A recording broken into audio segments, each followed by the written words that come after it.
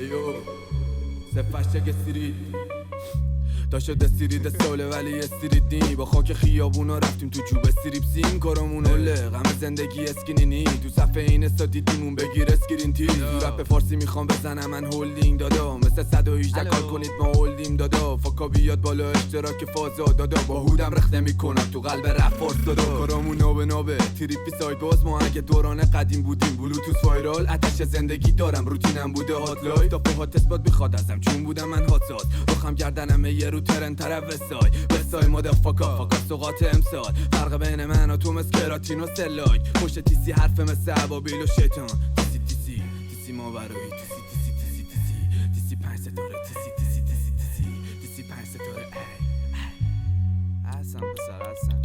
احسن دادا گنده گوزی میندازه اینجا عوارض نایاب یه پرانتز پاباد رادیکالم میگیره ریشش از خود این دادات به دست و پا میزنم بیان توی بتل با ما گوش شنونده داره یه نموری حرمت نوار خالی پر میکنیم میچپونی توش کلن به دافت میگی استایلیسی قیافه کلنگ یه بار همتونو مالیدیم مثل ماشین دورنگ به سر بعدی هم شلخته تر هوا ترون تو کلم باد داره هواگیری شده گرون پیش زیدش به خونه میگه زدی ماها فلون یهو دیدی تو صورتت مثل نور زنون داغ میکنم ترکامو با گوز تنها چیز موفقیت ازدواج باباته اون دیس بود دادیانه ما عاشقانه نمیدونم جواب تو دارد بدم یا کلافت تو فشانسه افتاده گردون رو نومت کارتی کار رو مد نداری تو خوی مسمومت گنده گوزی نکن فقط گنده تو رونه در افسوس میشی واسه اینه که گنده اون کونت بدش به میگن چرا نداری یه سبک خاص میگم رئیس شرکت هرچی بپوشه بهش میاد تام باز برگردیم به دوران قبل این امسیا که اختلافات حل کنم بیاد واسم اشتیاق تا وقتی زندم بدون خستگی میمیرم که دعا کردم خستگی ما سرم روی سینش